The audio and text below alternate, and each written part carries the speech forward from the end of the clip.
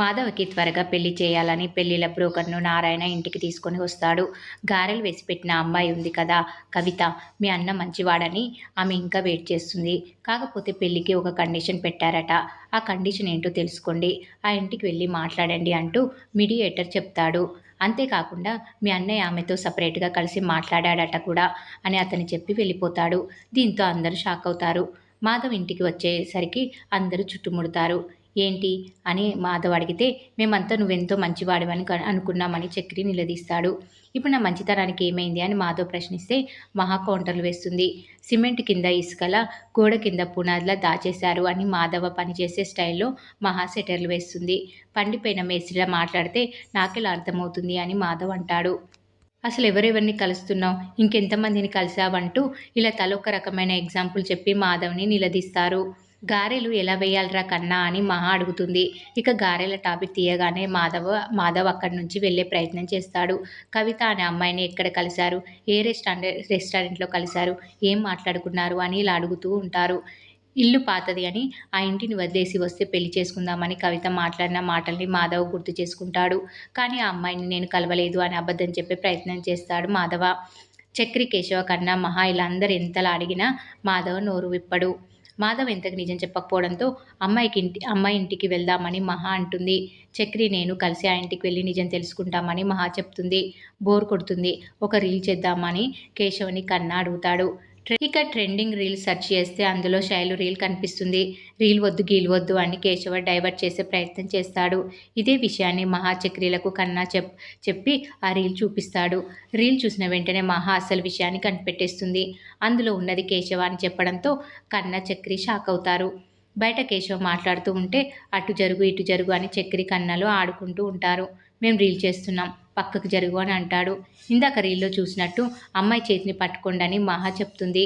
దీంతో బుస్సు పేరెత్తుతూ కన్నగాడు పాట పాడతాడు. బుస్సుమని కాదు, కస్సుమని కొండగాలి అని మహా కౌంటర్ వేస్తుంది. బుస్సు ముంగిస అని అంటున్నారంటే రీల్లో ఉన్నది నేనే అని కనిపెట్టి ఉంటారని కేశవ అనుకుంటాడు.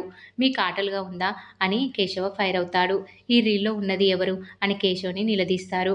అందులో ఉన్నది నేనే అని ప్రూఫ్ ఏంటని కేశవ దబాయిస్తాడు. లవ్ లేదు ఏం లేదు అని కేశవ చెప్పి వెళ్ళిపోతాడు. ఇక మరోవైపు కవిత ఇంటికి వెళ్ళిన మహా చక్రిలను పెద్దవాడికి పెళ్లి కాకుండా చిన్నవాడి నువ్వెందుకు చేసుకున్నావని చక్రిని అడుగుతారు. అన్నయ్య పెళ్లి వరకు ఆగాలని అనుకున్నాం, కానీ ఆమె ఇంట్లో ఇష్టం లేని పెళ్లి చేస్తుంటే తప్పక తాళి కట్టాల్సి వచ్చిందని చక్రి చెప్తాడు. అవన్నీ మేము పట్టించుకోం, మా ఆయన ఊరికే అడిగాడు అని కవిత తల్లి అంటుంది. మీ అన్నయ్య మంచితనం, నెమ్మదితనం, బోలాతనం అన్నీ మాకు నచ్చాయని కవిత తండ్రి అంటాడు. ఇంతలో కవిత వచ్చి వాళ్ళిద్దరికీ టీ ఇస్తుంది. టీ బాగుందని మహా చక్రి కాంప్లిమెంట్ ఇస్తారు. గారెలు ఎందుకు వేయలేదు అని చక్రి అంటే మీ అన్నయ్య లేరు కదా అని కవిత నవ్వేస్తుంది. మా పెద్దిని చేసుకునేవారు ఖచ్చితంగా అదృష్టవంతులే అని మహా అంటుంది. అవును, మీ కుటుంబం గురించి చాలామంది చాలా రకాలుగా చెప్పారు. మీ పెద్దనాన్న కూడా మమ్మల్ని భయపెట్టారు, కానీ మాధవ్ గురించి ఏ ఒక్కరూ తప్పుగా చెప్పలేదు అని పెళ్లి కూతురు తండ్రి అంటాడు. మరి పెళ్లికి ఏదో కండిషన్ పెట్టారంట, అదేంటి అని చక్రి అనడంతో అందరూ సైలెంట్ అవుతారు. మేము ఆ కండిషన్కి ఒప్పిస్తామని చక్రి అంటాడు. ఆ ఇంటికి ఎలా పంపించాలా అని మేము ఆలోచిస్తున్నామని పెళ్లి కూతురు తల్లి చెప్తుంది. ఇంటి పెద్ద నారాయణ పెద్ది, కేశవ కన్న గురించి మహా ఎంతో గొప్పగా చెప్తుంది. మీరు చెప్పిందంతా నిజమే కావచ్చు కానీ అని కవిత తలబడుతుంది. మా అమ్మాయిని మీ అన్నయ్యకి ఇస్తాం, కానీ ఆ ఇంటికి పంపించే ప్రసక్తే లేదు అని కవిత తండ్రి చెప్తాడు. నేను మీ అన్నయ్య వేరు కాపురం పెట్టాలని మా అమ్మ నాన్న అనుకుంటున్నారని కవిత చెప్తుంది. ఆ కండిషన్కి ఒప్పుకుంటే పెళ్ళికి మాకు ఓకే అని కవిత తండ్రి చెప్తాడు. నేను కోటీశ్వర్ల ఇంట్లో పుట్టాను, కానీ ప్రస్తుతం ఈ ఇంట్లో ఉంటున్నాను, నన్ను ఎంతో ప్రేమగా చూసుకుంటున్నారని మహా చెప్తుంది. కొంచెం దూరంలో అయినా ఇంటిని అద్దెకి తీసుకొని ఉంటారు, మనం వెళ్ళి చూసి రావచ్చు అని కవిత తండ్రి అంటాడు. కొడుకుల్లా పెంచిన తమ్ముళ్ళ కోసం తన సుఖం చూసుకొని వెళ్ళే రకం కాదు అని, ఈ పెళ్లి జరగకపోతే అని మహా అంటుంది. తప్పుగా అనుకోవద్దు, మీ అన్నయ్య వ్యక్తిత్వం నాకు నచ్చింది. ఈ కాలంలో అలాంటి వారు దొరకరు. విడిగా ఉండాలని అనుకుంటున్నా, విడదీయాలని అనుకోవడం లేదు. ఈ పెళ్లి జరిగేలా ఆయన ఒప్పుకునేలా చేయండి అని మహాని అడుగుతుంది కవిత. మిగతా తమ్ముళ్ళని కూడా అడిగి చెప్తామని మహా అంటుంది. ఏమైంది, పెళ్ళికి ఓకే అన్నారా, వదిన వెళ్ళాక ఒప్పుకోకుండా ఉంటారా అని కన్నా అంటాడు. ఏం కండిషన్ పెట్టారు అని కన్నా అడుగుతాడు. వేరు కాపురం అనే కండిషన్ విని షాక్ అవుతాడు. మనం అన్నయ్యతో ఉండటం ఇష్టం లేదా అని కన్న అడిగితే ఈ కండిషన్ గురించి ఆ అమ్మాయి మాట్లాడింది. అందుకే అన్నయ్య మనకు చెప్పలేదు. వేరు కాపురం పెడితే పెళ్లి వెంటనే చేస్తారంట అని చక్రి, కేశవ చెప్తే కన్న ఎమోషనల్ అవుతాడు. అన్నయ్య సంతోషం, సుఖం కోసం మనమంతా అడ్డుగా ఉండకూడదు అని కన్నని కేశవ, చక్రి అడుగుతారు. అన్నయ్య ఎక్కడ ఉంటాడని తెలిస్తేనే నాకు నిద్ర పట్టదేమో. పోనీ అన్నయ్య సంతోషంగా ఉంటే అదే చాలు. ఇక నుంచి నేను కూడా వంట నేర్చుకుంటా.